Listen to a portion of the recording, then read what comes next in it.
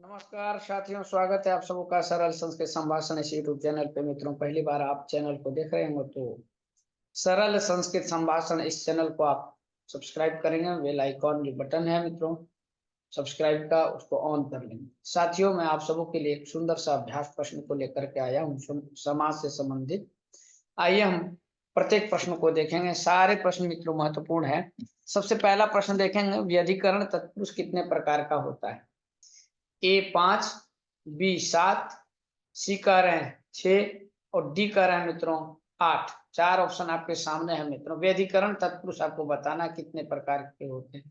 मित्रों, व्यधिकरण तत्पुरुष यदि कहें तो 6 प्रकार के। ठीक है, चलिए दूसरा प्रश्न देखेंगे।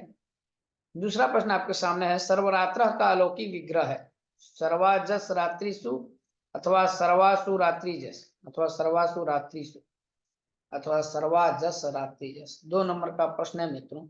सर्वरात्र एक वचन में बन गया सर्वरात्र, तो सर्वासु रात्रिसु ये सी नंबर जो देख रहे हैं बिल्कुल सही होगा। आइए तीसरा प्रश्न आपके सामने है, निरंगुलम में किस सूत्र से समास होता है बताना है आप।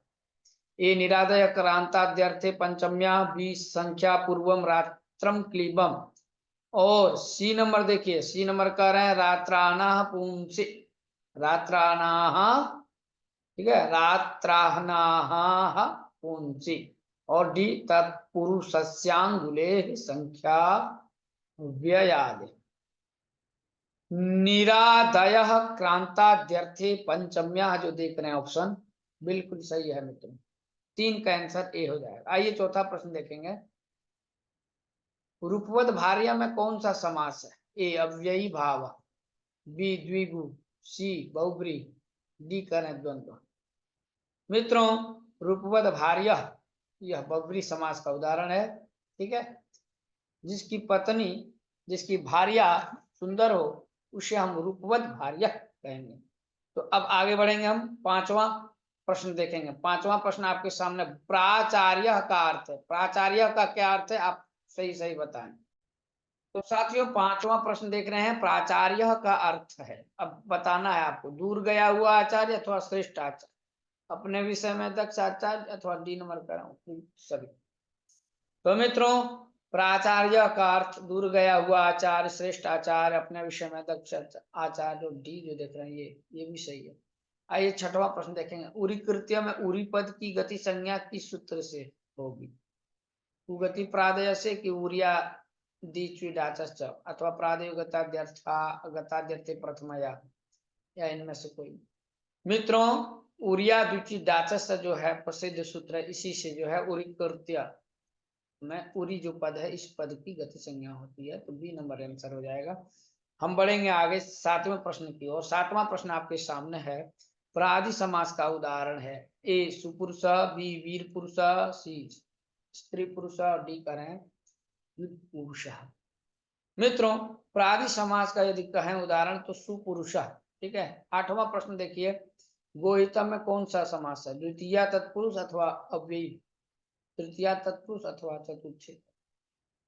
मित्रों, गवे हितम गोहितम, गौ शब्द का चतुर्थी एक वचन में गवे बनता है। चतुर्थी तत्पुरुष का उदाहरण है गोहितम। 9वां प्रश्न देखेंगे, राजपुरुष का अलौकिक विग्रह क्या होगा? राजन सुपुरुषु अथवा राजन ngस पुरुष, राजन सुपुरुष ngस अथवा राजन ngस पुरुष।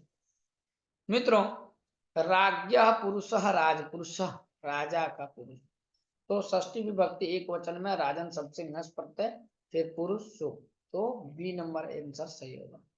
10वां प्रश्न देखेंगे, अब्राह्मण का अलौकिक विग्रह होगा, क्या होगा? अब्राह्मण सु अथवा न ब्राह्मण सु, अब्राह्मण सु अथवा डी अब्राह्मण जस।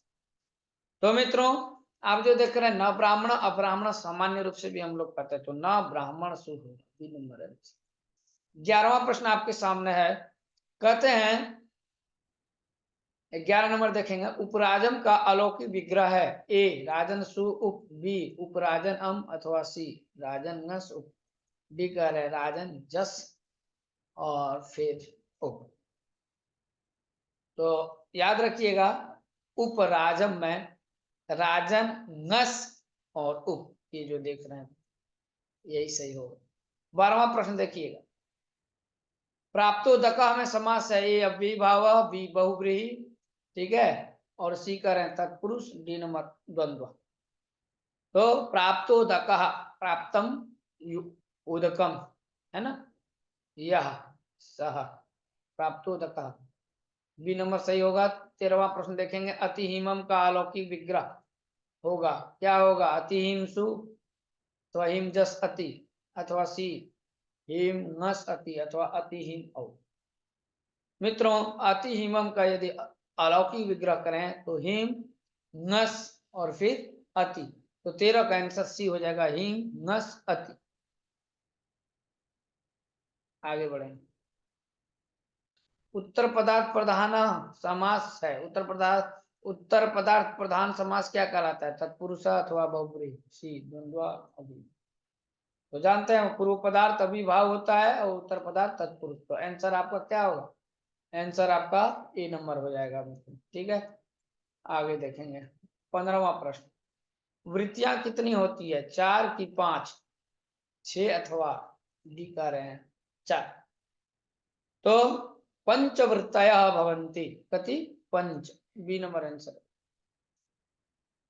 16वां प्रश्न है, परार्थाभिधानम किम भवति, वृत्ति अथवा विग्रह, समास अथवा कारक। तो परार्थाभिधानम वृत्ति, वृत्ति आप पढ़े होंगे, ठीक है, तो आंसर हो गया 16 का ही। 17वां प्रश्न, अव्ययी भाव कैसा समास है, नित्य समास है कि वैकल्पिक समास है, केवल समास है, इनमें से कुछ नहीं, कोई नहीं। जो अव्ययी भाव है यह नित्य समास है, ठीक है, ए नंबर होगा। 18वां प्रश्न देखिए, सुबंत का किसके साथ समास होता है, सुबंत के साथ कि तिंगंत के साथ, प्रत्ययों के साथ कि धातु के साथ। बहुत सुंदर सा प्रश्न है। तो सुबंत का सुबंत के साथ होता है मित्रों, याद रखिएगा, ये नंबर आंसर होगा। इसी से संबंधित प्रश्न और देखेंगे, एक सुबंत दूसरे सुबंत के साथ समस्त होता है, यह बात किस सूत्र में कही गई है, समर्था पद विधि की प्राक्ताडारात समास, अथवा सहसुपा अथवा उपसर्जनम पूर्व। तो सहसुपा का ही अर्थ समझ जाइए कि एक सुबंत दूसरे सुबंत के साथ समस्त होता है, मतलब सी नंबर आंसर। 20वां प्रश्न, अंतिम प्रश्न है, सुहृत में कौन समास, बहुव्रीहि है अथवा कर्मधारय, द्वंद्व है अथवा सुहृत है मित्रों, सुहृत जो है इसमें बहुव्रीहि समास है, ये नंबर आंसर सही होगा मित्रों। इसके बाद साथियों मैं आप सबों के लिए समास से संबंधित अभ्यास प्रश्न दूसरा लेकर के आऊंगा। यह पहला प्रश्न था, पहला अभ्यास प्रश्न था मित्रों। पहली बार इस सरल संस्कृत संभाषण को आप देख रहे होंगे इस चैनल को, तो आप सब्सक्राइब करेंगे और जो बेल आइकॉन बटन है मित्रों, इस बटन को ऑन कर लेंगे सब्सक्राइब करने के बाद। साथियों, आज के लिए इतना ही, मिलता हूं मैं फिर नेक्स्ट क्लास में। नमः संस्कृताय, जय तु संस्कृतम, जय तु भारत।